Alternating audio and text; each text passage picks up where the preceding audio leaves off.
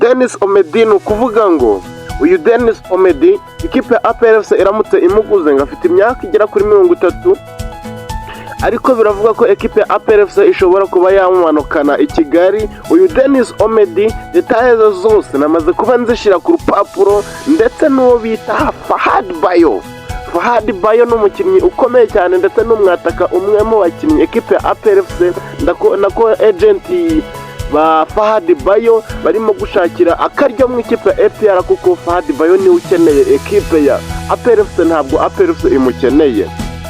Yes guys, nongeye kubasuhuza uko bisanzwe mwese mukomeje gukurikira channel Ibyiza TV.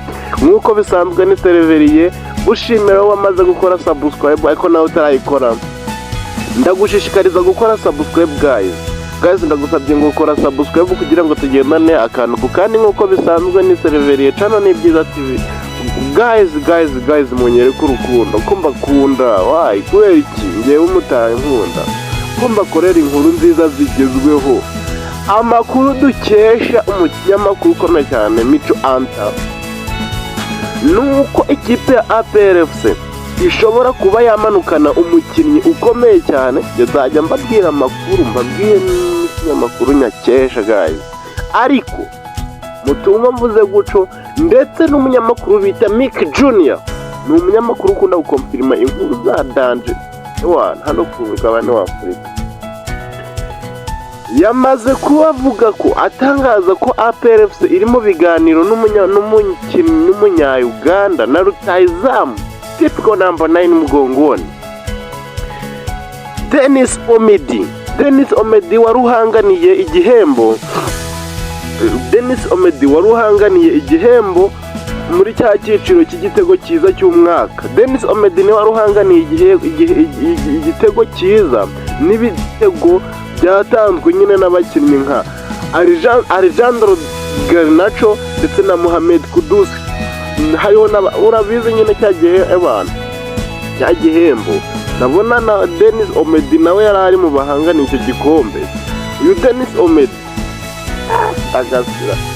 Omedi ndabona ibinyamakuru byinshi byagiye bimwandikaho kabisa. Ikipe APR FC biravuga ko ishobora kuba yamaze kuba irimo kuganira nawe, ndetse ibiganiro birimo kugenda neza. Denis Omedi Kitara FC umunya-Uganda Premier League. Denis Omedi that of Bill, uyu mukinnyi arakomeye, yakiniraga Kitara FC. Ni ukuvuga ngo rero soriho gake nurumva nahinduye imvugo, ntago byoroshe. Uyu Denis Omedi reka mbabwire details ziwe. Denis Omedi afite imyaka 30 yiwe, akina nka nimero 9 mu ekipe yose yakinamo, akina nka nimero 9, ndetse afite n'ubushobozi bwo gukina ku 10 no kuri 11 rwose, ariko we akina neza ari ahagaze ku 9. Uyu Denis Omedi rero icyo gihe yahanganiye igihembo mu ibyo bihembo muri FIFA award. Ni ukuvuga ngo ni cya gitego muri buki gitego yatsinze akagakipera abarimo kwibuka ni mu nyibutse muri comment ndaza kubisoma, ndetse ndababwira ndongera nkore n'inkuru y'ibitekerezo byanyu muri comment. Ariko ni igitego yaratsinze agatsintsino kabisa. Icyo gitego nicyo cyatumye ajya guhanganira nawe igihembo. Cyari igitego cyiza rwose, cyari igitego cya danje. Namwe mujye muri browser mukoresha, mujye kumushakira mu binyamakuru musanzwe mushakiraho. Murasanga Denis Omedi ni rutahizamu kakaye, rutahizamu ukomeye cyane. Ni umusore muto utari munini cyane, ni umusore wirabura cyane, ndetse umunya-Uganda, ariko umupira afite ku kirenge guys. Ni umusore pe, arakuze ariko nyine ukura kose ntabwo iyo myaka yose ntago ayimaze mu mupira, ayinjiye mu mupira vuba, ariko nanone hatari vuba cyane. Ni rutahizamu wakasamutwe anayitwa Denis Omedi. Reka nongere mbibutse ko uwo bita Fahad Bayo nawe ni umukinnyi, navuga ngo ni umukinnyi muri bukaya, ni umukinnyi wakoze igeragezwa mu ikipe ya Yanga, none umutoza wa Yanga aba ari ubwira ubuyobozi bwa ekipe ya Yanga ko adakeneye abandi barutahizamu abafite. Nabwiye ko afite barutahizamu bagera kuri 3, abwiye ati muri urwo rwego nta wundi rutahizamu nkeneye.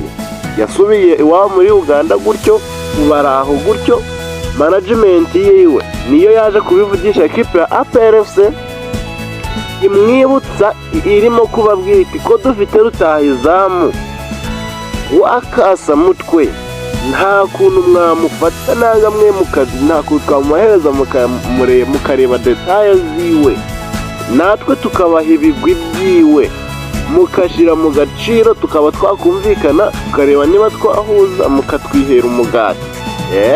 Ekipe ya APRFC urwo rupapuro yararwakiye rwose, ubwo butumwa yarabwakiye. Guys, muze kunyihanganira uyu munsi mukumva byagoranye rwose. Ubwo ekipe ya APRFC yamwizeho, ariko ubu ngubu ku isaha tuvugana hari uwo ekipe uwo nurimo kwishakira APRFC, ariko ubu ngubu hari uwo APRFC yo iri gushaka, anayitwa DENISE OMEDI kutoka Uganda, from Uganda. Aturuka ni umugande wa danje wakasa mutwe. Guys, izi nkuru nta handi muzazikura usibye kubiza TV. Ndagusabye ngo kora subscribe kugira ngo tugendane, ndetse naho utarayikora guys, nyereka urukundo ukore subscribe, nanjye ndagukunda cyane. I love you so much. Kora subscribe tukomeze kugendana akantu ku kandi. Uwifuza kuba yanagira ikindi gitekerezo atanga, yampamagara kuri 0781322931.